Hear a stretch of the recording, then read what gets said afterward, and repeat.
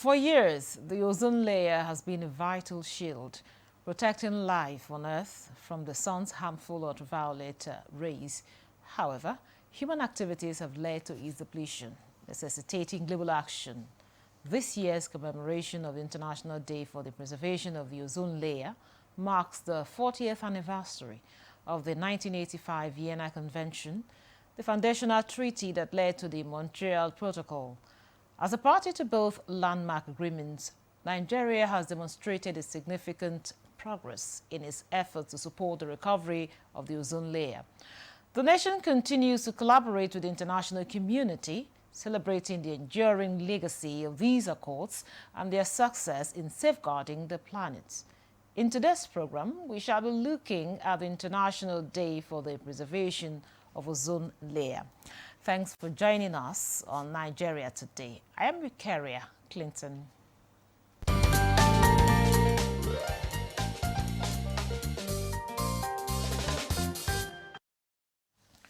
Now, with me in the studio for today's conversation is Engineer Idris Abdul. He's the Director, Federal Ministry of Environment and National Ozone Officer for Nigeria. It's a pleasure to have you on Nigeria Today.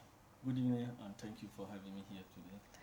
Now, joining us via Zoom is Femi Kinri.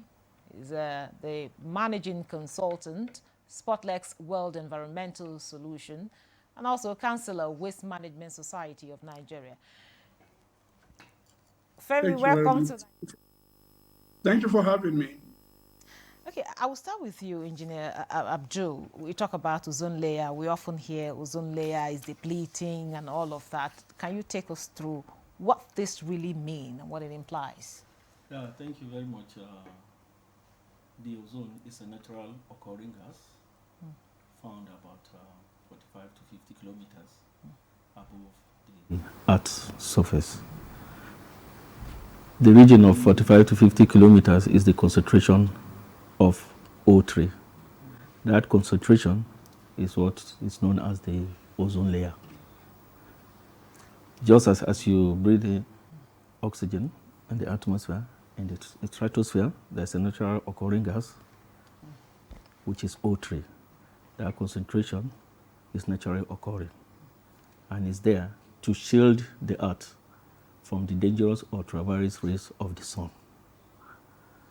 If the layer is not there and the ultraviolet rays of the sun is allowed to hit the Earth directly, it can lead to skin cancer, eye cataract, rectal growth implant, and also affect the food chain of aquatic species.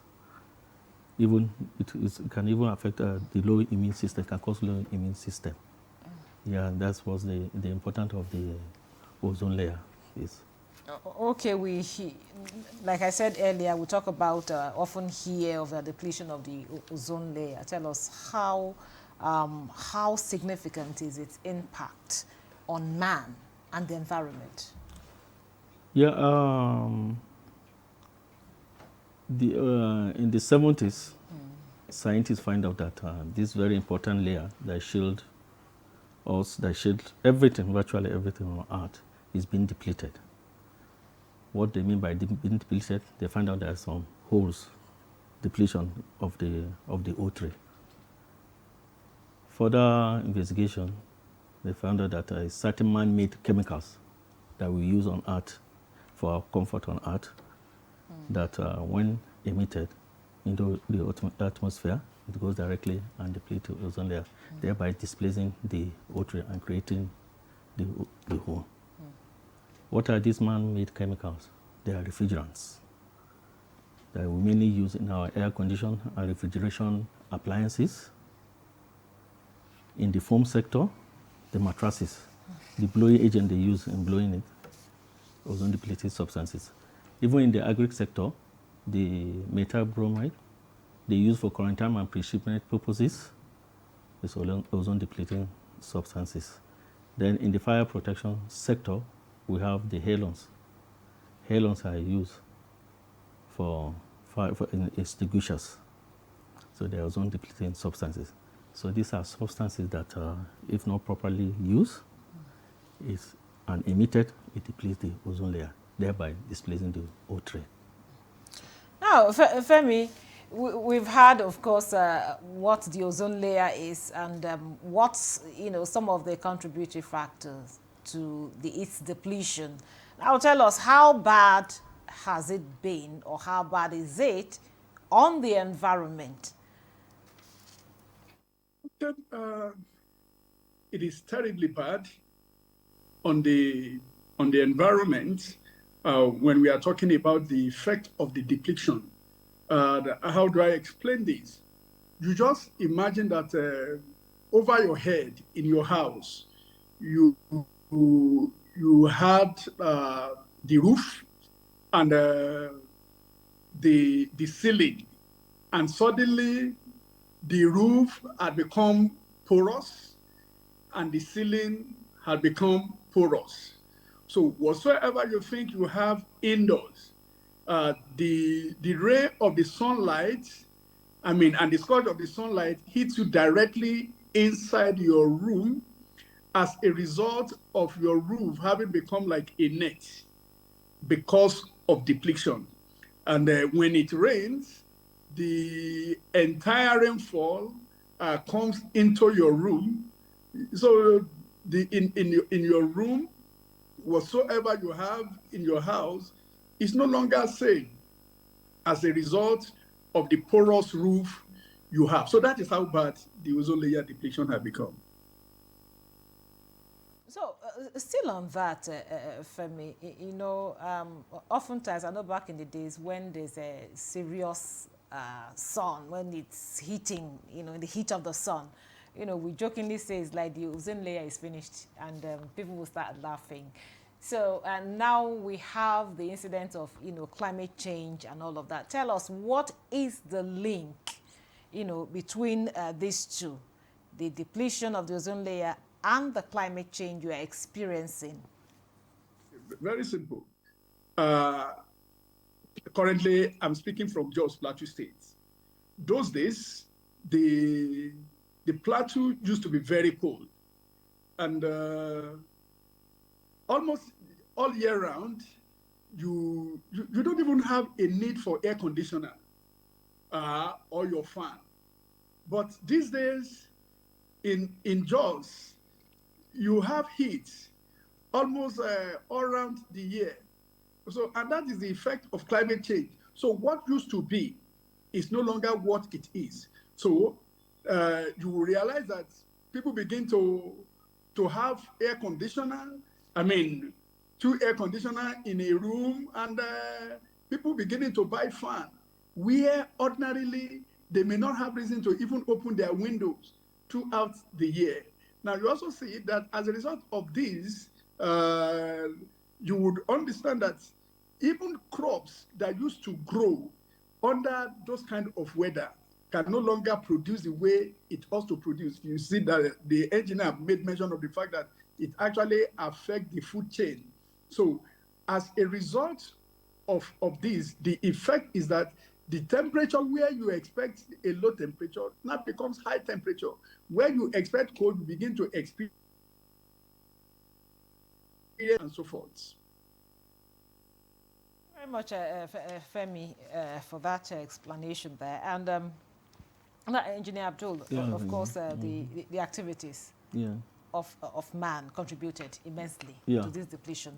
Yes. So, and today we are talking about preserving the ozone layer. Now, what role can individual play in ensuring the preservation of or restoring the ozone layer? What role can we play, in our everyday life? What are some of these things that we can do to ensure that this ozone layer is restored? Thank you for that question. As earlier mentioned, ozone depleting substances are used in the refrigeration and air conditioning sector, mainly in Nigeria. The role that we can play, at least when we are buying these appliances, the refrigeration and air conditioning equipment, we should always look for ozone and climate-friendly refrigerants. You have to check the fridges you are buying. There's a label in there that signifies the gases So how do you know the gases that are ozone friendly? Through awareness, of which Okay. we are creating awareness, training technicians, and larger awareness. For example, now the R22, the refrigerants they use and residential ACs, they are ozone depleting substances. So if we are phasing it out, we are phasing ozone and climate friendly substances. They are name of the gases, they are there. Even in the domestic refrigeration sector, you use 134A or 134A, there are some gases. And we have alternatives. They are ozone and climate friendly refrigerants. But however, as you mentioned, how do you know? We have to keep on carrying out the awareness. But the protocol of for the protection of the ozone layer have made it a little bit simple for us that these substances, like Nigeria, we don't produce, we only consume. And we have a time frame of phasing it out. Then the developing country that produces these refrigerants, they are phasing it out. So it will not be in the market. Then if it's not in the market, what are we doing here in Nigeria so that we keep our company running? We got grants from this developing country to assist us meet our binding obligation under the Montreal Protocol. Okay, before you go further, Yeah. you mentioned refrigerators. Yeah. Are these, is it just the refrigerators? Are there other maybe appliances or maybe things we use that can also, deplete, the chemicals from there can deplete the ozone? Yeah, as I mentioned, where we use ozone depleting substances for our comfort here, but I'm just zeroing it in what we use for our comfort, mainly refrigerators and ACs. Mainly, they are major source of ozone depleting substances emission. Okay. Yes, so we are looking at once you tackle the cooling sector, you will have reduced emission from the cooling sector. Okay. Greenhouse gases emission from the cooling sector.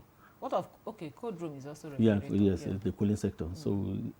So the cooling sector consumes huge amount of greenhouse gases that not only deplete the ozone layer, it causes global warming.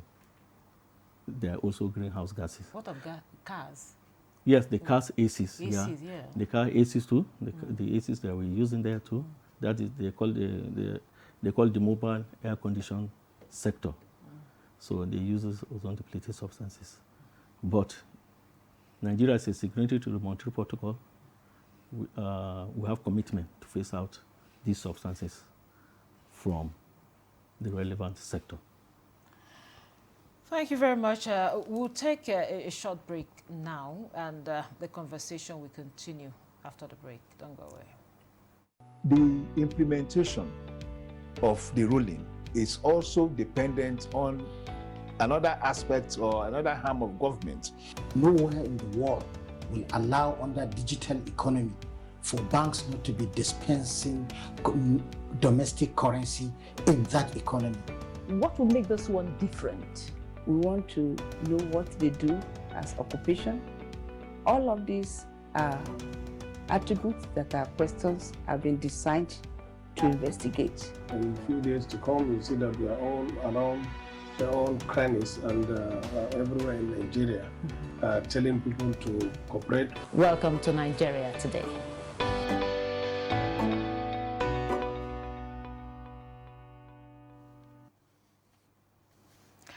Welcome back. This is still Nigeria Today. We are looking at the Ozone Day, from science to global action. Of course, how do we preserve ozone layer is the topic of discourse. And I have two gentlemen, one in the studio and one virtually.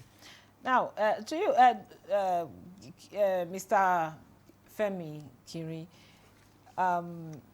Engineer Abdul, of course, has mentioned some of the things we use, our appliances, talking about refrigerators, our ACs. And we know that quite a lot of time we have, even though we say, okay, we are facing some of them out, quite a lot of time we buy these tokumbo let me just use it, the name, we call it the Tokumbo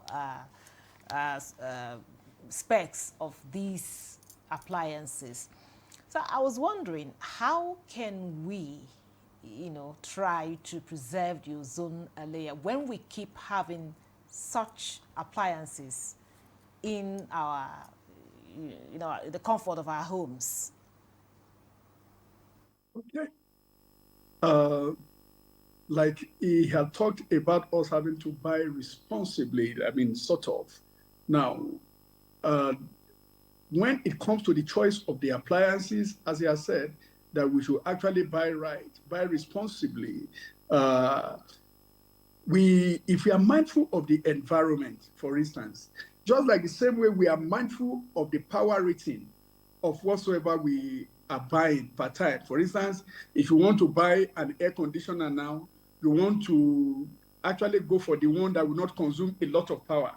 So in the same way, as we are concerned about buying what will not consume a lot of power, so that we don't pay so much, we should also think about buying the one that would not have an adverse effect on the environment. And the ones we are no longer using, we should also ensure that we give them to people who are certified to collect that. We call them PROs, that is under the Extended Producers Responsibility scheme, that ensuring that all of these things, when we are no longer using them, we get them to the hands of those who are qualified to actually recycle them responsibly, not just dumping them. Because at the end of the day, when we are making use, when we dump them or when we discard them carelessly, it becomes more injurious to the environment. So we should be responsible even in the purchase, and be responsible in discarding them after the end of life cycle. Now, Engineer Abdul, Yeah. Today we're talking about science to global action. Now, in what ways, can innovation in science and technology help ensure long-term ozone preservation? Yeah, as you may wish to understand, number one, the theme for this event is from science to global cooperation or global action. 40 years ago, when the issue of ozone layer depletion was first noticed, it was scientists that brought it to the forefront of nations, that these chemicals that we're using deplete the ozone layer. Furthermore, the world took action to phase out these substances under same problem but differentiated responsibility. So the roles science really play, since that time it has been playing that role in ensuring that it alerts the world of emerging issues. And to do that, the Montreal Protocol on Substances that deplete the ozone layer have assessment panels that at all the time they've been giving us updates on the recovery of the ozone layer through the scientists assessment panel. So it's from their advice we found out that the alternative we are using that do not deplete the ozone layer but has high global warming potentials. So their role is very critical in alerting the world of emerging environmental issues or any issues. Now, how successful has this Montreal Protocol been in reducing the ozone layer depletion? Yeah, to date, from the scientists, they carry out further investigation. They find out that the ozone layer, as of today, is about 99.9% recovery. Okay, we are yes, because of the action that we are taking. Okay. Of phasing out ozone depleting substances. It's fast recovery. So it's expected to fully recover by 2000, even before that year, if all parties to the Montreal Protocol abide by its obligation to phase out ozone-depleting substances. So, Femi, Mr. Femi, we're talking about restoring the ozone layer, recovery. Like Engineer Abdullah said, we are doing quite a lot to ensure that the ozone layer is restored fully, by 2000, you said? Yeah, by 2000. Yeah. So what more can we do as a people? I know it's a global issue, actually. It's not just Nigeria, but globally. Talking globally and also, bringing it down to to the country. What more can we do to ensure that this mission becomes a success? Okay, thank you. Having alternative cooling system is going to be to our own advantage. And one of the alternatives to the cooling system is ensuring that we actually plant more trees that will actually enhance the cooling system, especially in residential areas. People also understanding that even the fresh air is a lot better than the electronics cooling system. For instance, there are people that will never wind down the glasses of their vehicles. Now, beginning to understand that the more you use the car air conditioner, the more you actually inflict injuries on the environment. So learning to wind down and take fresh air where possible in your car will also go to help us efficiently. Now, the kind of, also having some other alternative to energy will also help us to a very large extent. Now, our behavioral choice of appliances is also something that we should begin to look into. The choosing appliances, for instance, maybe rather than you having to buy AC, if there is heat, why not go for fan? Now, which will not be injurious to the environment, and of course, it will still give you the cooling system as it were. The kind of chemicals will also discharge that will inflict injuries on the environment is also something to be looked into. For instance, when it comes to the issue of pest control, chemicals that are being used as fumigants should be more of those that are environmental friendly. And of course, choosing alternative of IPM. IPM, we mean integrated pest management, wherein our anthropogenic activities help in controlling the pests as it were. So all of these will help us. And of course, the act of recycling, like I've mentioned much earlier, ensuring that we practice safe recycling, and also making sure that our unused items get to the hands of those who will manage them in a manner that would not affect our environment negatively. And all of these are worthy of being looked into. Thank you very much. This is where we wrap up the program. Very big thank you to Femi Kiri, Managing Consultant, Spotless World Environmental Solution, and also is the Council of Waste Management Society of Nigeria. Thank you so much for coming on the program. And thank you for having me. And also Engineer Idris Abdul, Director, Federal Ministry of Environment and National Ozone Officer for Nigeria. Thank you so much for coming. Thank you very much for having me, and have a good evening. And thank you for being part of the program. Remember, Nigeria Today airs every weekday at 7:30 p.m. on NTA News24. You can also check out this episode and others on www.youtube.com/NTA News24 Hub. I'm your carrier, Clinton. Goodbye.